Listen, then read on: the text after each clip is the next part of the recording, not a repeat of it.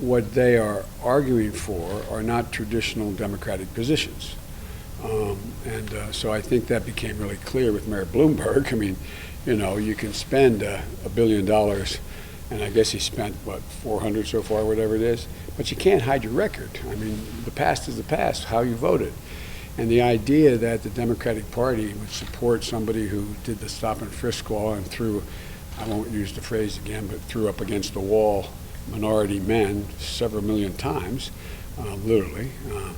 The idea that he's making the case that he and Barack are really close buddies when he didn't support us, he didn't, or that, I mean, what comes out with Bernie is, I was just saying to another reporter, I didn't realize that until the Atlantic article came out, that I knew he talked about someone should primary Barack for the second term because he thought Barack wasn't, I guess, socialist enough or for whatever, however he phrased it, whatever it was. I thought he was a great president, by the way. You might expect me to say that. But I didn't realize that it got close enough that Harry Reid, according to the article, actually got involved and talked him out of primarying Barack. And so I think what's happened is sort of the paint's being peeled back here a little bit. And I think they're entitled to those opinions. I don't mean they're bad because of that. But the idea that this is we really love Barack, man, he did a great job, is simply not turning out to be the case. Like, when Bernie voted to exempt gun manufacturers, that's not a position of the vast majority of the Democratic Party. Or Medicare for all. It's it's a over $30 trillion project. And there's virtually no chance of passing. Nancy Pelosi, the head of the Democrats in the House, the vast majority of the Democrats in the Senate don't support it. So I think it's confusing a lot of baseline Democrats.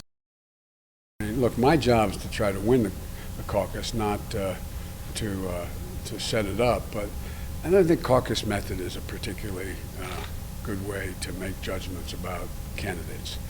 And for example, all these early votes, I've been at these rallies where like the AAP, the Asian American Pacific Islanders who supported me. I did a rally with them and we walked across the street and everybody voted. Well, they did, but now how does that vote, that ballot they signed, 1, 2, 3 preference, how does that get to their caucus place? I mean, I think it's really cumbersome. And apparently a lot of people voted early. I mean, like, what, 60, 70,000 people or something like that? Now, how do all those paper ballots get back to their caucus places?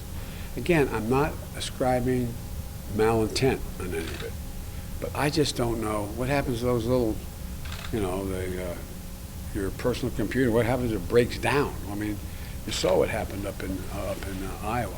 I think we've basically seen not the end of Nevada participating, but the end of. I doubt whether there are going to be many more caucuses next time around. I think we'll do well. I think now what well is depends on how thoroughly the process works, but I think caucuses are somewhat confusing, even in the outcomes. But look, I feel really good about the response I'm getting here, whether it's Reno or down here or wherever it is. And I've always gotten significant support my whole career and as vice president campaigning from African Americans, from like the Latino Victory Fund endorsed me last night or yesterday.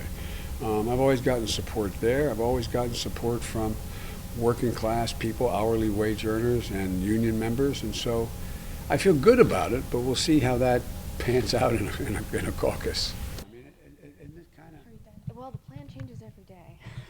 So That's what I'm saying. Which caucus are you talking about? I don't know. I mean.